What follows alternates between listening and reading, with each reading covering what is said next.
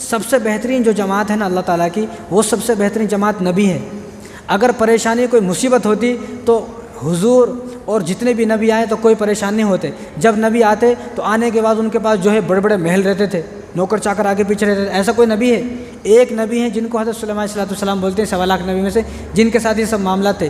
باقی جتنے بھی نبی آئے سارے نبی جو ہے بیچاروں کو اللہ تبارک و تعالیٰ ان کی آزمائش لی، سارے نبی جو ہے پریشانی کی حالت میں آئے، پریشانی کی حالت میں اس دنیا سے چلے گئے۔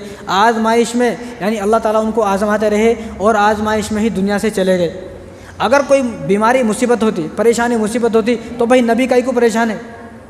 نبی تو اللہ کے جو قریب ہوتے ہیں سب سے زیادہ، وہ نبی انبیاء کرام جو ہے وہ اللہ کے قریب ہوتے ہیں۔ اب ان کو پریشانی آ رہی، جب ان کو پریشانی آ رہی، مصیبت آ رہی، بیماری ہے، تو معلوم یہ ہوا کہ بیماری اور پریشانی کوئی مصیبت نہیں ہے، یہ تو اللہ کا انعام ہے۔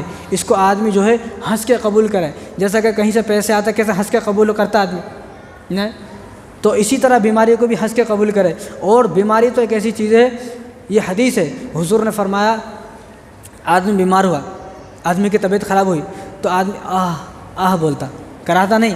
تو حضور نے فرمایا کہ جب آدمی کرانے کی کراتا ہے اور آہ آہ کرتا ہے تو اس کو ہر آہ پر اللہ تبارک و تعالیٰ فرشتوں کو اس کے ساتھ مقرر فرماتے ہیں۔ یہ 2 فرشتے تو ہیں، اور 2 فرشتوں کو بھیجاتے ہیں کہ تم اس کے پاس جاؤ، جتنی مرتبہ یہ آہ آہ کرے گا اتنی ہی مرتبہ ہر آہ کے بدلے میں اس کو سبحان اللہ کا ثواب لکھا جائے۔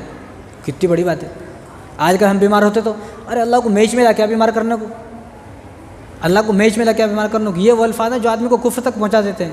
بیماری آئے تو اللہ کا انعام سمجھنا ہے اس کو۔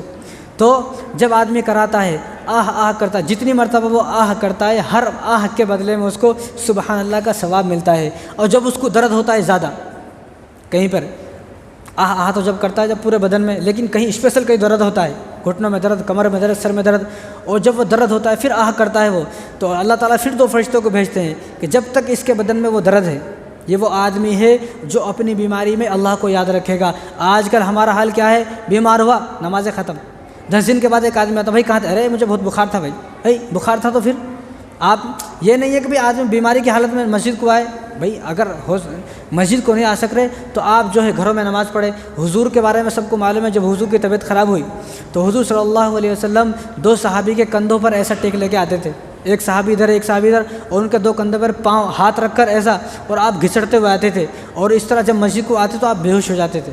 یعنی حضور تو اس حال میں نماز کو آ رہے، اور ہمیں ذرہ بخار ہوا، سر میں درد ہوا تو اے میری طبیعت خراب ہے میں نہیں جاتا ہوں، ہونا تو یہ چاہیے تھا۔ یعنی یہ اس آدمی کے لیے ثواب ہے جو آدمی اپنی بیماری میں اللہ تبارک و تعالیٰ کو یاد رکھے گا۔ جو آدمی بیمار ہوتے نمازوں کو چھوڑ دے، اور گالیاں گفتار، بیوی پریشان، بچوں سب پریشان، بیوی پناہ مانگتے ہو، بھائی میرے کو، بیوی کیا بولتی، میرے کو بخار آتا نا، اس کو بخار نہیں آنا، اس کو بخار آتا پورے گھر جو ہے ادھم کر دیتا، گھر کو ادھر کر دیتا انہیں۔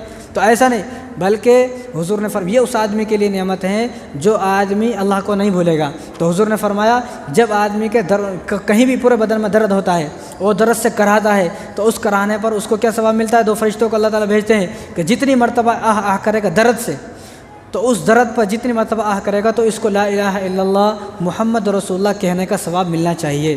تو فرشتے اس کے ثواب کو لکھ لیتے ہیں، جتنی مرتبہ درد ہوگا اور آہ کرے گا تو لا الہ الا اللہ محمد رسول اللہ کہنے کا ثواب ملے گا۔ اور آگے حضور نے فرمایا یہ بیمار ہوا، بیماری میں جتنے بھی سانس لے گا، سانس لینا آدمی ایسا تو نہیں بیمار ہوگا سانس لینا ختم کر دے، جتنے بھی آدمی سانس لے گا ہر سانس کے بدلے میں اس کو 1 درہم صدقہ کرنے کا ثواب ہے۔ 1 درہم، اور درہم و دینار سونے چاندی کے رہتے تھے، اب کہاں دیتا کوئی، یہاں 10 روپے دینے تیار نہیں، کوئی سونا چاندی کون دیتا صدقے میں؟ تو ہر سانس کے بدلے میں بیمار آدمی جتنے بھی سانس لے گا ہر سانس کے بدلے میں اس کو 1 درہم صدقہ کرنے کا ثواب ہے۔ اور ایک آدمی بیمار ہے اور وہ کروٹ لے رہا ہے کبھی ادھر، اب بیمار آدمی کو نیند آتی کیا؟ بیمار آدمی تو ویسے ہی پریشان ہے، تو بیمار آدمی جتنی مرتبہ کروٹ لیتا ہے ہر کروٹ کے بدلے میں اس کو 1 دن کی تہجد کا نماز کا ثواب ملتا ہے۔ ہر کروٹ کے بدلے میں کتنی کروٹ لے گا وہ؟ حضور نے کہا فرمایا جو آدمی کروٹ لیتا ہے جتنی کروٹ لے گا روزانہ اس کو 1 دن کی تہجد کا ثواب۔ اور آگے آ جب آپ،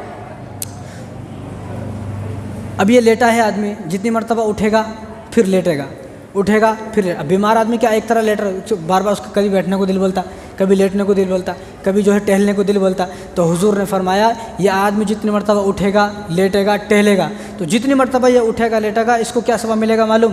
اس کو وہ ثواب ملے گا جو جنگ میں جاتے ہیں نا، جہاد میں، وہاں دشمنوں پر حملہ کرتا ہے، تو دشمنوں پر ہر اٹھنے بیٹھنے کے بدلے میں جب بھی اٹھ رہا بیٹھ رہا تو ہر اٹھنے بیٹھنے کے بدلے میں دشمن پر حملہ کرنے کا ثواب ملے گا۔ اب جتنی مرتبہ یہ اٹھے گا بیٹھے گا اور جتنی مرتبہ یہ ٹہلے گا، جتنے اس کے قدم ہوں گے اتنی ہی مرتبہ اس کو اپنے دشمن پر حملہ کرنے کا ثواب ملے گا۔ اور جو آدمی جنگ میں جاتا دشمن پر حملہ کرتا ہے، یہ آدمی اگر شہید ہوگا، جو شہید ہو گیا اس کو فوراً بعد جنت ہے، جنت کے دروازے اس کے لیے کھلے ہوئے ہیں، جو شہید ہوگا فوراً جنت میں جائے گا۔ تو معلوم یہ ہوا کہ ایسا آدمی جو بیماری پر صبر کرے گا اور بیماری میں اللہ تبارک و تعالیٰ کو یاد رکھے، اور ایسا نہیں بیماری آتی نمازیں ختم سب ختم اب کچھ بھی نہیں کر رہا، تو بیمار آدمی